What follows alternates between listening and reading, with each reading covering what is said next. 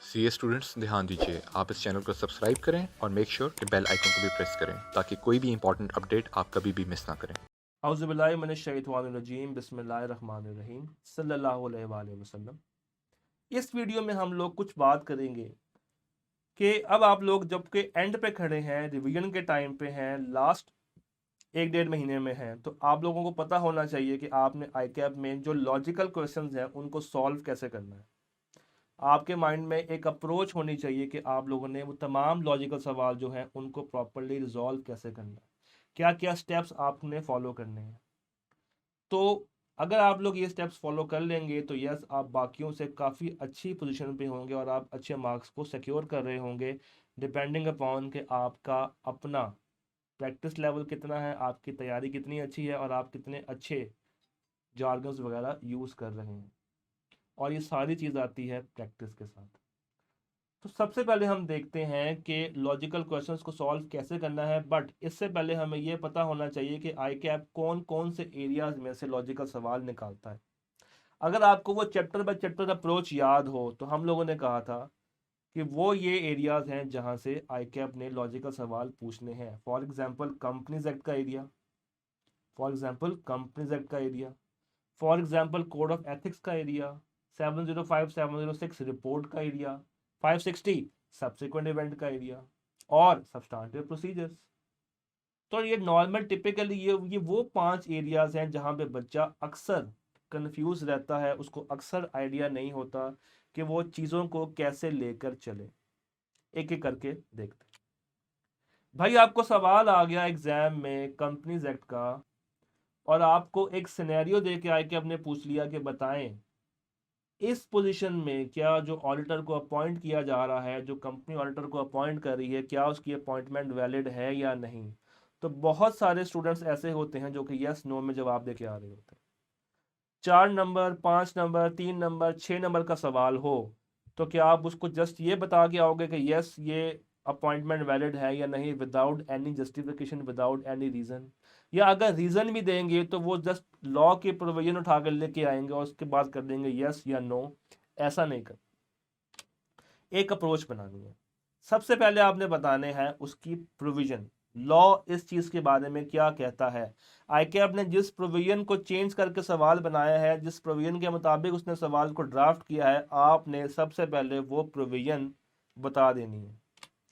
उसके बाद स्टेप 2 में आपने प्रोविजन बताने के बाद उस सिनेरियो को डिस्कस करना है कि भाई जो आई कैप ने आपको ऊपर सिनेरियो दिया उसमें क्या बात हो रही थी, लॉ की प्रोविजन क्या कहती है, और क्या ये सोचना है यहाँ पे कोई एसोसिएट का रिलेशनशिप तो नहीं डेवलप हो रहा। क्योंकि ये एसोसिएट वाला पॉइंट जब कंपनीज एक्ट के साथ मिला के पूछा जाता है तो बच्चे यहाँ पे काफी कंफ्यूज हो रहे होते हैं। तो आपने इस चीज का ख्याल रखना है। और फिर जनाब स्टेप नंबर 3 के अंदर आपने अपनी रिकमेंडेशंस देनी है कि आपके मुताबिक क्या ये ऑडिटर क्वालिफाई है इस कंपनी को ऑडिट करने के लिए या ये क्वालिफाई नहीं है। तो एक चीज आप लोगों ने ये देख लेनी है।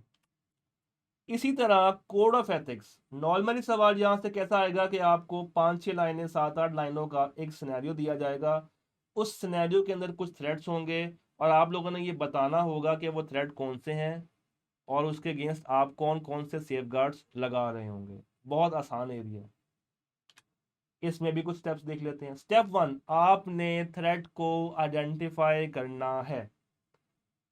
स्टेप 1 क्या है कि आपने थ्रेड को आइडेंटिफाई करना है और अगर सवाल 4 नंबर या उससे ज़्यादा का है तो आपने फिर उसको 1, 1.5 या 2 लाइनों के अंदर एक्सप्लेन भी करना है कि वाई यू थिंक यहाँ पे थ्रेड एग्जिस्ट करता है, इसकी क्या लॉजिक है, क्या जस्टिफिकेशन है। स्टेप नंबर 2, भैया आपने थ्रेड बता दिया, अब अगर तो सवाल ज़्यादा मार्क्स का है तो फिर आपको चाहिए कि आप इसकी सिग्निफिकेंस भी बता दो। पहले ज़माने में आई कैप इसकी टेस्टिंग इतनी खास नहीं करता था, बट विद 2019 का जो सप्लीमेंट आया कोड ऑफ एथिक्स के ऊपर, उसके आने के बाद उसने ये सिग्निफिकेंस वाला एरिया टेस्ट करना शुरू कर दिया है। तो ना सिर्फ अब आप लोग बताते हैं कि इस एरिया में थ्रेड कौन सा है, आप ये भी बताएंगे कि उसकी लेवल ऑफ सिग्निफिकेंस क्या है, वो कितना सिग्निफिकेंट है। और फिर आप स्टेप 3 में बताते हैं सेफगार्ड्स। अब मजे की बात यह है कि पहले आईकैप की किताब में 2-3 पेजेस के ऊपर लंबी लिस्ट होती थी सेफगार्ड्स की, अब एक भी सेफगार्ड आपको उस चैप्टर नंबर 13 के सप्लीमेंट में नहीं मिलता, और आपने तैयार भी कहाँ से करना है, सप्लीमेंट से। तो फिर हम लोग पहले भी ये लिस्ट प्रोवाइड किया करते थे टिपिकल सेफगार्ड्स की, और आज भी करते हैं। ये वो टिपिकल सेफगार्ड्स हैं जो कि आपके माइंड में होने चाहिए। ये आप 95% सिनेरियो के अंदर इनमें से चीज़ें फिट कर सकते हैं, तो ये आपके माइंड में होनी चाहिए, इसको नोट डाउन कर लें। आगे अगर मैं चलूँ तो फिर मेरे पास रिपोर्ट का एरिया आता है। भाई रिपोर्ट मॉडिफाई करनी है, ओपिनियन मॉडिफाई करनी है, कैसे सॉल्व करेंगे? इसमें मुझे आपकी अकाउंटिंग नॉलेज भी चाहिए होती है, पता है। ये और सब्सटेंटिव प्रोसीजर्स वो एरिया है जहां पे आपकी अकाउंटिंग की टेस्टिंग होती है, जहां पर आपकी अकाउंटिंग नॉलेज को बाकायदा टेस्ट किया जाता है। और टिपिकली वो कौन से स्टैंडर्ड्स होते हैं, काइंडली नोट करते जाएं।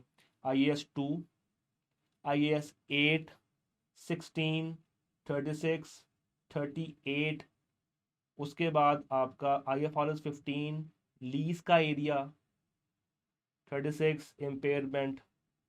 तो ये वो एरियाज हैं जहां पे आपकी अकाउंटिंग सेंस लाजमी यूज़ होती है। तो अगर आपके पास एक सवाल है रिपोर्ट का, मॉडिफिकेशन का, ओपिनियन का, तो सबसे पहले आपने उस सवाल में से मटीरियलिटी फैक्टर आइडेंटिफाई कर लेना है। नॉर्मली ये सवाल के शुरू में या सवाल के एंड में दिया होता है।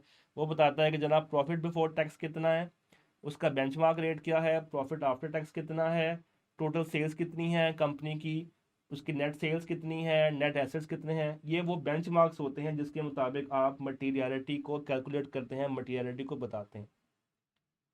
फिर जनाब स्टेप नंबर 2 में आपने वो अकाउंटिंग इशू को लेकर आना है और सही वाली अकाउंटिंग ट्रीटमेंट बतानी है। यहाँ पे IAS 10 और 37 का अक्सर सवाल में जिक्र होता है। 10, 37 टू 16 तो उसने लाजमी आपसे पूछना ही पूछना होता है। और स्टेप 3 के अंदर फिर आप लोग डिस्कस करते हैं कि ऑडिटर का इस केस में क्या कोर्स ऑफ एक्शन होना चाहिए, और क्या यहाँ पे कोई स्कोप लिमिटेशन या मटेरियल मिसस्टेटमेंट एग्जिस्ट तो नहीं करती। ये बात आप लोगों को पता होनी चाहिए।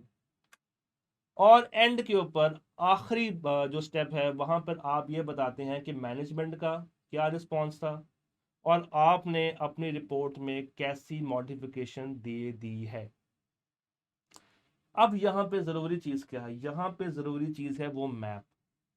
आपको याद होना चाहिए हम लोगों ने 705 706 का एक मैप डिस्कस किया है इससे पहले एक वीडियो में। तो वो मैप अगर आपको क्लियर है तो ये स्टेप्स आपके बाएं हाथ का खेल है। वो map plus accounting knowledge is equal to good marks in these questions. With practice you can become more excellent. उसके बाद एक और टेक्निकल एरिया जनाब ISA 560, उसका भी मैप क्लियर होना चाहिए। सबसे पहले आपने आइडेंटिफाई कर लेना है कि ये इसका सब्सिक्वेंट इवेंट कौन सा है और ऑडिटर बेचारा किस फेस में खड़ा है। क्या रिपोर्ट इशू हो गई है, क्या रिपोर्ट इशू नहीं हुई, और क्या रिपोर्ट हमारे पास है या मैनेजमेंट के पास है, रिपोर्ट किधर है। फिर क्या ऑडिटर की रिस्पॉन्सिबिलिटी है उस फेस के अंदर, क्या वो एक्टिवली रिस्पॉन्सिबल है या वो पैसिवली रिस्पॉन्सिबल है, हम लोग ये चीज़ देख रहे होंगे। उसके साथ हम देखते हैं कि इस केस में चूंकि ये सब्सिक्वेंट इवेंट है और अकाउंटिंग के अंदर इसको IAS 10 डील करता है सब्सिक्वेंट इवेंट को, कि एडजस्टिंग इवेंट कौन सा है, नॉन एडजस्टिंग इवेंट कौन सा है। तो यहां पर आपने उसकी करेक्ट अकाउंटिंग ट्रीटमेंट भी बता देनी है। This is very important. Step number 3 में फिर आप मैनेजमेंट का रिस्पॉन्स चेक करते हैं कि क्या मैनेजमेंट आपकी बात से एग्री करती है नहीं करती, क्या हो रहा है, सिनेरियो क्या कह रहा है। और आखिरी स्टेप में फिर आप रिपोर्ट के ऊपर अपनी इम्प्लीकेशंस बता रहे होते हैं। अगेन आपको वो मैप, मैं बार बार कह रहा हूँ, 705 706 और 560 का मैप, वो जो डायग्रामेटिक फ्लो चार्ट अभी आपके सामने डिस्कस की थी वो आपको आनी चाहिए। फिर एक और इम्पॉर्टेंट एरिया, मैंने इसके लिए पूरी ब्लैक स्क्रीन रखी है, इसको मैं आपके सामने प्रेजेंट करूंगा। एरिया है हमारे पास सब्सटेंटिव प्रोसीजर्स का। एरिया है हमारे पास सब्सटेंटिव प्रोसीजर्स का।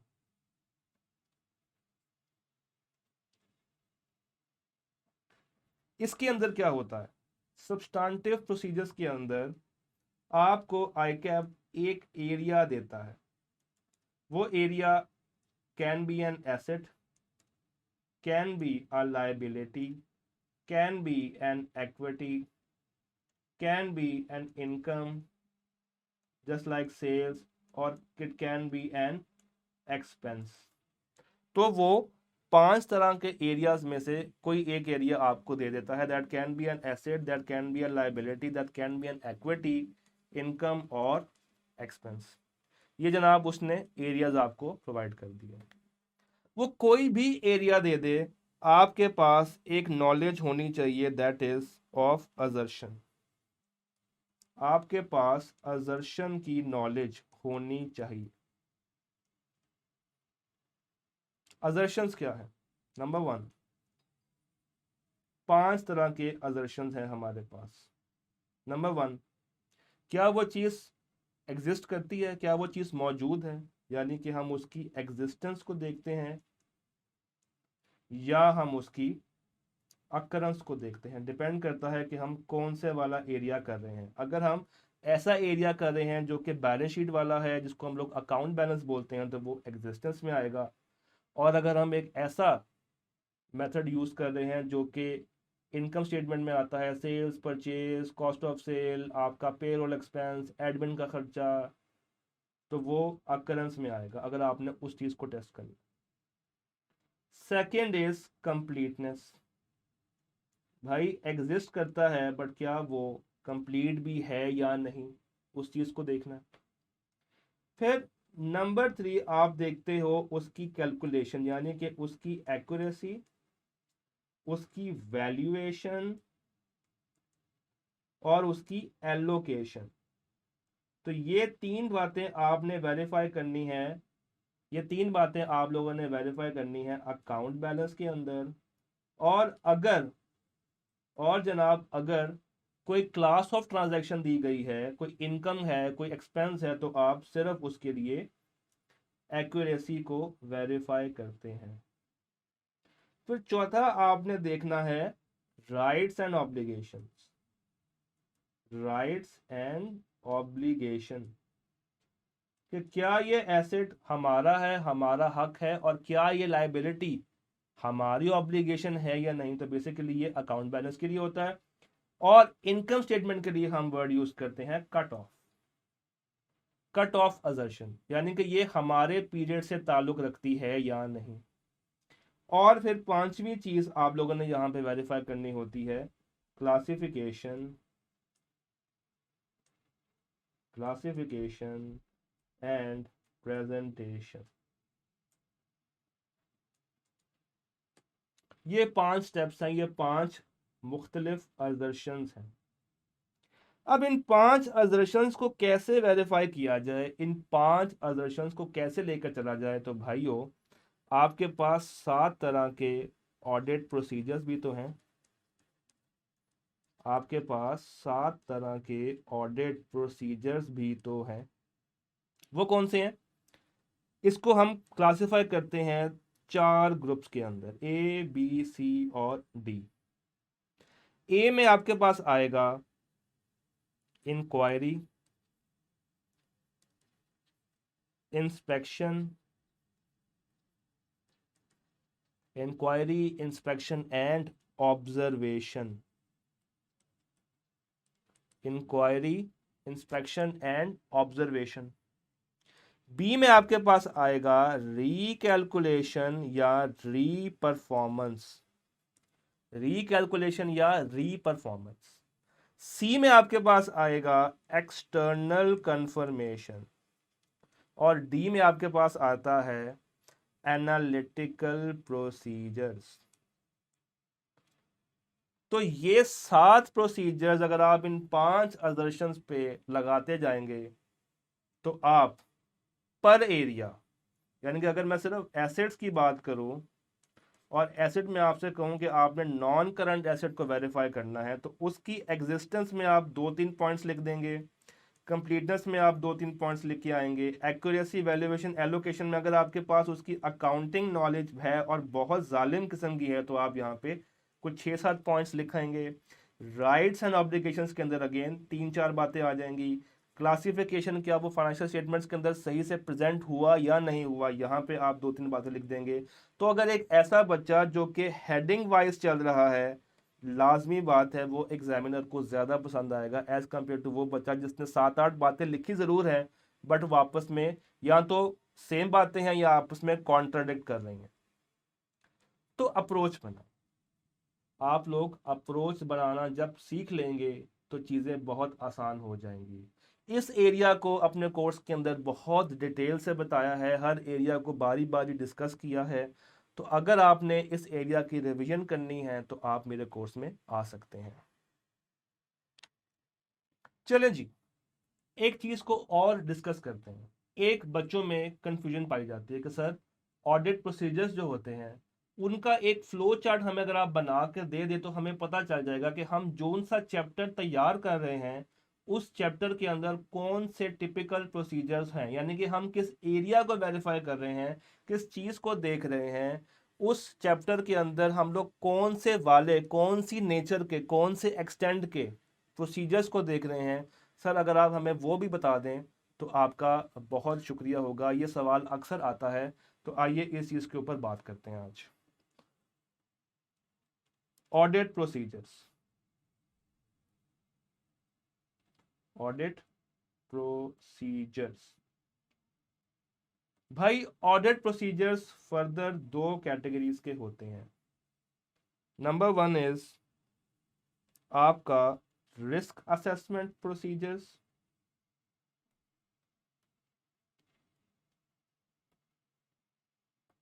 और नंबर 2 इज रिस्क के अलावा फर्दर ऑडिट प्रोसीजर्स, यानी कि रिस्क के अलावा जोन से भी और होंगे, that is further audit procedures. ये जो रिस्क असेसमेंट प्रोसीजर्स हैं ये डिस्कस करता है आपका आईकैप की किताब का चैप्टर नंबर 3। उसके बाद ये जो फर्दर ऑडिट प्रोसीजर्स हैं ये मजीद डिवाइड होते हैं 2 कैटेगरीज के अंदर।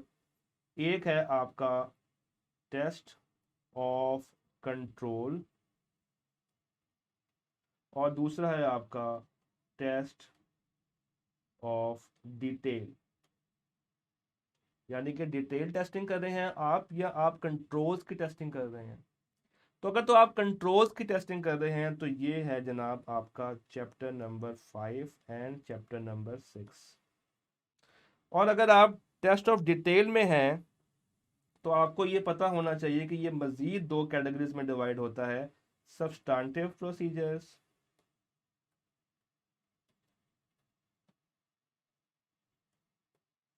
और इसी तरह एनालिटिकल प्रोसीजर्स।